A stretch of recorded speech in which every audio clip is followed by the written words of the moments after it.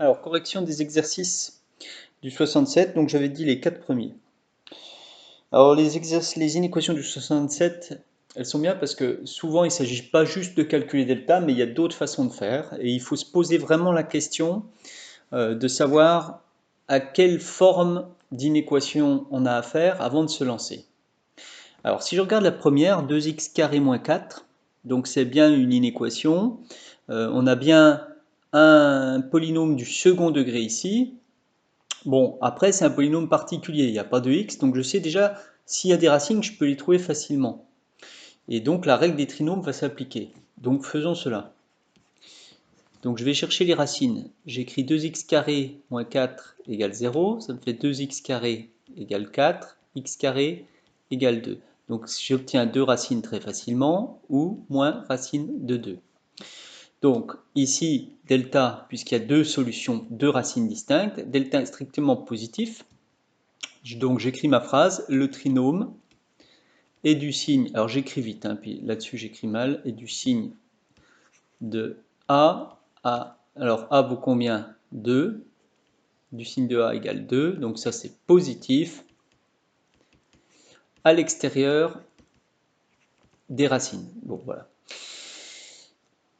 Alors une fois que j'ai fait ça, je peux écrire le signe de mon trinôme, 2x carré moins 4. Hop, donc ça va de moins l'infini à plus l'infini. J'ai moins racine de 2, j'ai un changement de signe ici, et on a dit positif à l'extérieur. Donc je me retrouve avec ce tableau de signes-là. Maintenant, je regarde la question qui m'était posée au départ, c'était celle-ci. Donc 2x carré moins 4 positif, quand est-ce que c'est positif ou nul? Eh bien, je donne les solutions, c'est entre moins l'infini et moins racine de 2 compris,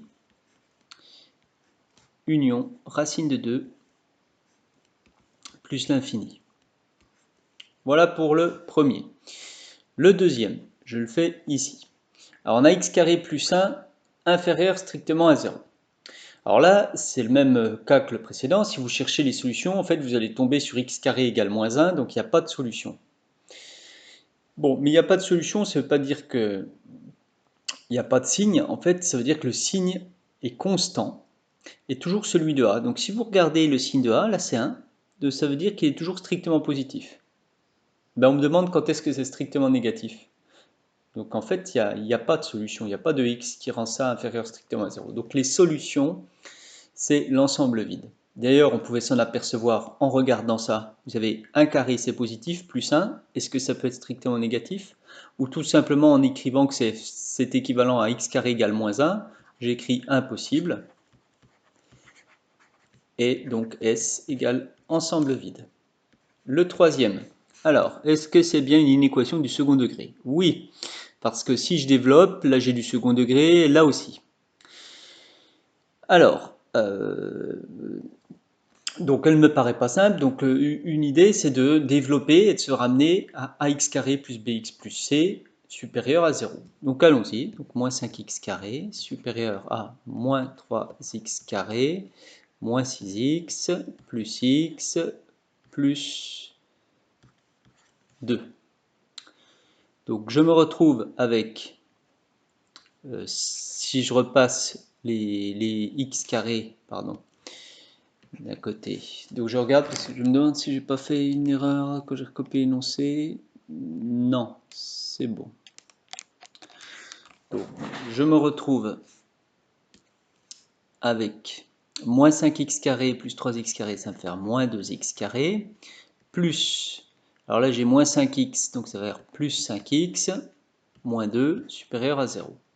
Donc je vais faire, là j'ai pas un trinôme particulier, donc je vais faire un delta, ça me fait 25, moins 4 fois moins 2 fois 2, ça fait moins 4 fois 4, moins 16, et donc j'obtiens 9. Donc j'ai deux solutions, deux racines, x1, 5 moins 9 sur moins 2, ça me fait moins 4 sur moins 2, ça va faire 2, x2 égale 5 plus 9, 14, 14 sur moins 2, et donc je vais obtenir moins 7. J'écris le trinôme et du signe de A est égal ici à moins 2, donc négatif, hein, à l'extérieur des racines. On va donner le tableau de signes. Donc le tableau de signes, voilà, donc x avec moins 2x carré plus 5x moins 2. Vous voyez, pour résoudre l'inéquation de départ, je me suis ramené un problème de signe.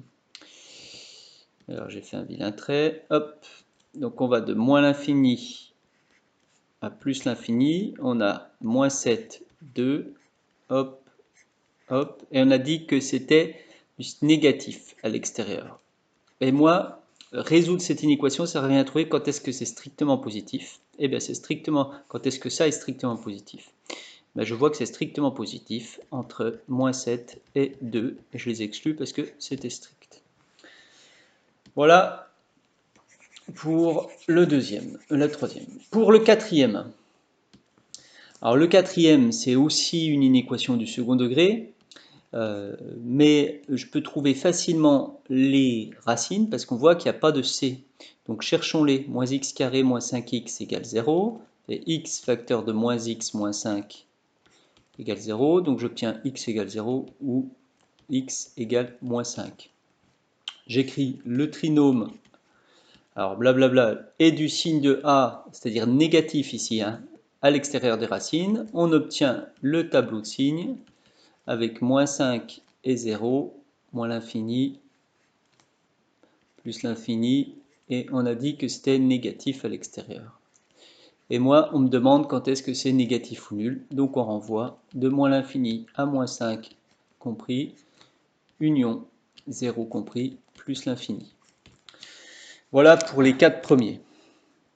Pour le cinquième et le sixième, je n'avais pas dit spécialement de le faire.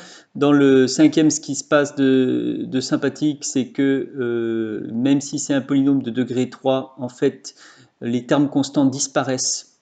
Donc après, on peut factoriser par x. Et donc, on se retrouve à faire un tableau de signes avec une ligne où il y a x et une ligne où il y a un polynôme du second degré. Et on peut conclure comme ça. Pour le sixième, c'est du second degré. Alors ici, en fait, si soit vous développez, soit vous utilisez une identité remarquable a carré moins b carré pour factoriser et donc obtenir un produit d'expression du premier degré. Voilà pour le 67.